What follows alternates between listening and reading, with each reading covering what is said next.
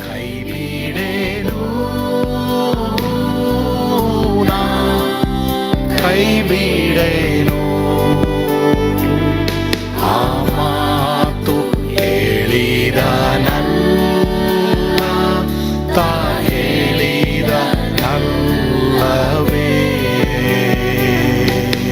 ನಾ ಕೈ ಬಿಡೇನು, ನಾ ಕೈ ಬಿಡೇನು, ಆ ಮಾತು ಹೇಳಿದ ನನ್ನ ತಾ ಹೇಳಿದ ನಲ್ಲವೇ. ಯೇಸು ಕೈ ಬಿಡನು ದೈನಂದಿನ ಸತ್ಯವೇದ ಅಧ್ಯಯನಕ್ಕೆ ನಿಮ್ಮೆಲ್ಲರನ್ನ ಆಹ್ವಾನಿಸುತ್ತೇನೆ. ಇಂದು ನಾವು ಆದಿಕಾಂಡ 31:43 47 ವಚನವನ್ನ ಧ್ಯಾನ ಮಾಡೋಣ. ಯಾಕೋಬನು ಗಲೇದ್ ಎಂದು ಹೆಸರಿಟ್ಟನು. ನೋಡೋಣ, ಓದ್ಕೊಳ್ಳೋಣ. ಅದಕ್ಕೆ ಲಾಬಾನನು ಯಾಕೋಬನಿಗೆ, ಈ ಹೆಂಗಸರು ನನ್ನ ಕುಮಾರ್ತೆಗಳಲ್ಲವೇ, ಈ ಮಕ್ಕಳು ನನ್ನ ಮೊಮ್ಮಕ್ಕಳಲ್ಲವೇ, ಈ ಹಿಂಡುಗಳು ನನ್ನವೇ, ನಿನ್ನ ಕಣ್ಣು ಮುಂದೆ ಇರುವುದೆಲ್ಲವೂ ನನ್ನದಲ್ಲವೇ? ಆದರೆ ಈ ನನ್ನ ಕುಮಾರ್ತೆಗಳಿಗೋಸ್ಕರವು, ಇವರು ಹೆತ್ತ ಮಕ್ಕಳಿಗೋಸ್ಕರವು ಈಗ ನಾನೇನು ಮಾಡುವೆನು? ನಾವಿಬ್ಬರು ಸೇರಿ ಒಂದು ಒಡಂಬಡಿಕೆಯನ್ನು ಮಾಡಿಕೊಳ್ಳೋಣ ಬಾ, ಅದಕ್ಕೆ ಒಂದು ಸಾಕ್ಷಿ ಇರಲಿ ಎಂದು ಹೇಳಿದನು. ಆಗ ಯಾಕೋಬನು ಕಲ್ಲನ್ನು ತೆಗೆದುಕೊಂಡು ಕಂಬವಾಗಿ ನಿಲ್ಲಿಸಿದನು. ಯಾಕೋಬನು ತನ್ನ ಕಡೆಯವರಿಗೆ ಕಲ್ಲುಗಳನ್ನು ಕೂಡಿಸಿರಿ ಎಂದು ಹೇಳಲು ಅವರು ಕಲ್ಲುಗಳನ್ನು ಕೂಡಿಸಿ ಕುಪ್ಪೆಯನ್ನು ಮಾಡಿದಾಗ ಅವರೆಲ್ಲರೂ ಆ ಕುಪ್ಪೆಯ ಬಳಿಯಲ್ಲಿ ಸಹಭೋಜನವನ್ನು ಮಾಡಿದರು. ಆ ಕುಪ್ಪೆಗೆ ಲಾಬಾನನು ಯಗರ ಸಹದೂತ ಎಂದು, ಯಾಕೋಬನು ಗಲೇದ್ ಎಂದು ಹೆಸರು ಇಟ್ಟರು.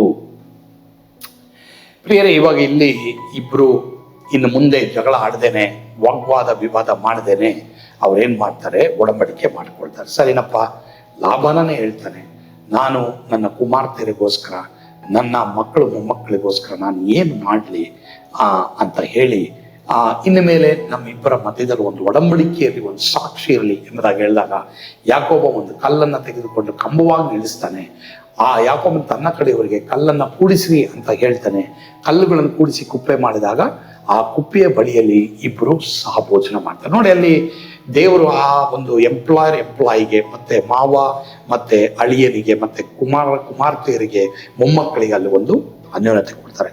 ಯಾವ ಒಂದು ಫೆಲೋಶಿಪ್ ನಿಮ್ಮ ಜೀವಮಾನದಲ್ಲಿ ಬ್ರೇಕ್ ಆಗಿದೆಯೋ, ಒಂದು ವೇಳೆ ರಿಲೇಶನ್ಶಿಪ್ ಸಂಬಂಧಗಳು ಬ್ರೇಕ್ ಆಗಿದೆಯೋ, ಇವತ್ತಿಲ್ಲ ನಾಳೆ ಅದು ಸರಿಯಾಗಬೇಕು.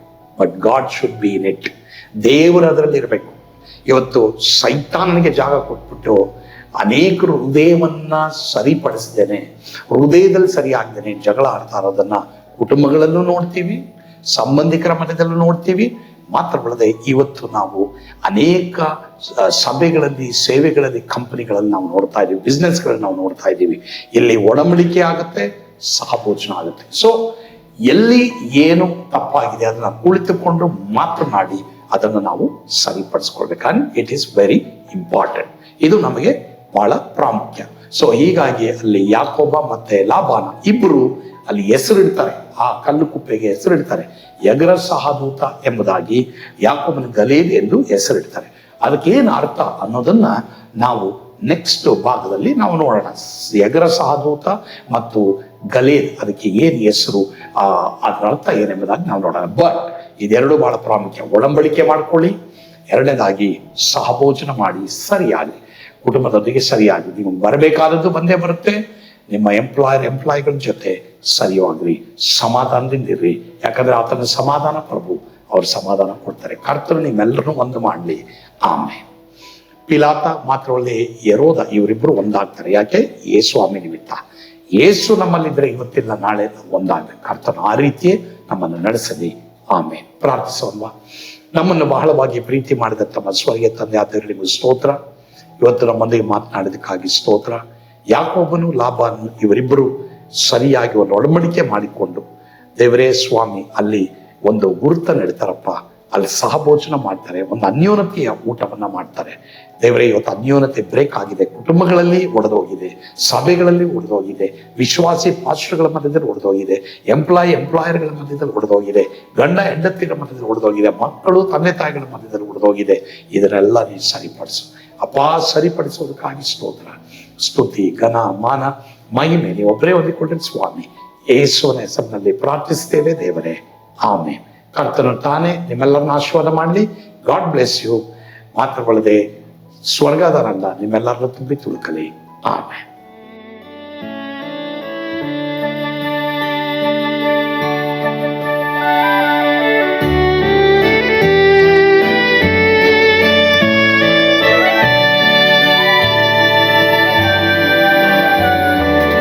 ಓ ಎಂತ ಅದ್ಭುತವಾದ ದಿನ, ನಾನೆಂದಿಗೂ ಮರೆಯೇನು. ಪಾಪಂಧಕಾರದೊಳ್ ಅಲೆದೇನ, ರಕ್ಷಕನ ಕಂಡೇನು. ಕೋಮಲ ಕರುಣೆಯುಳ್ಳ ಯೇಸು ಎನ್ ಕೊರತೆ ನೀಗಿದ. ಕತ್ತಲೆ ಹೋಯಿತು, ಜ್ಯೋತಿಯು ಮೂಡಿತು, ನಾನೀಗ ಧನ್ಯನಾದೆ. ಸ್ವರ್ಗದ ನಂದ ಎನ್ನಾತ್ಮ ತುಂಬಿತು, ಶಿಲುಬೆನಾಥ ಎನ್ ಸ್ವಸ್ಥ ಕೈದನು. ಎನ್ ಪಾಪ ತೋಳೆದ, ಈರುಳ ದಿನಕ್ಕೆ ತಿರುಗಿದ. ಸ್ವರ್ಗದ ನಂದ ಎನ್ನಾತ್ಮ ತುಂಬಿತು.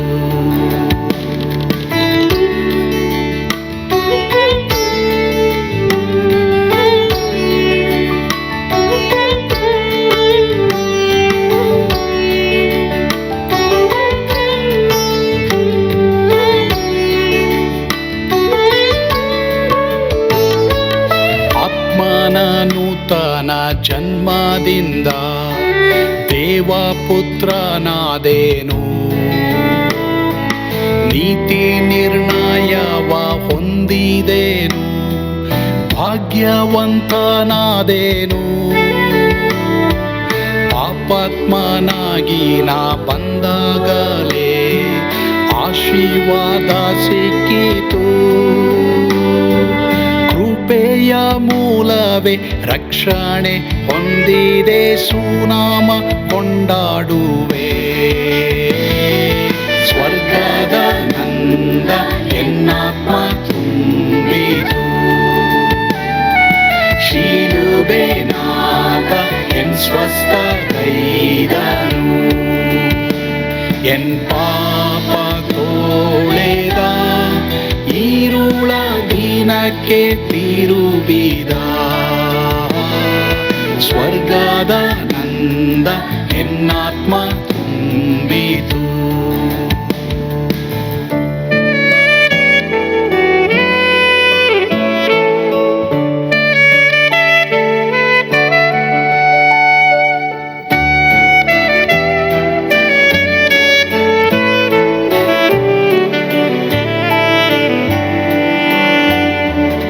ಅನಂತ ನಿರೀಕ್ಷೆ ಏನಾಗಿದೆ, ಕಾಲವು ತೀರಲಾಗಿ.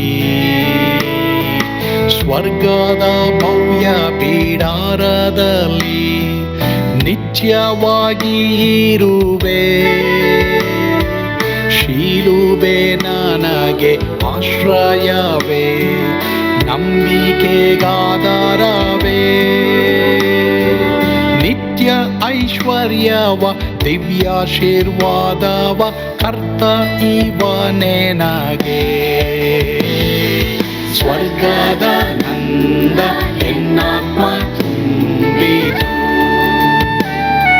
ಶಿಲುಬೆನಾಥ ಎನ್ ಸ್ವಸ್ಥ ಕೈದನು. ಎನ್ ಪಾಪ ತೋಳೆದ, ಈರುಳ ದಿನಕ್ಕೆ ತಿರುಗಿದ.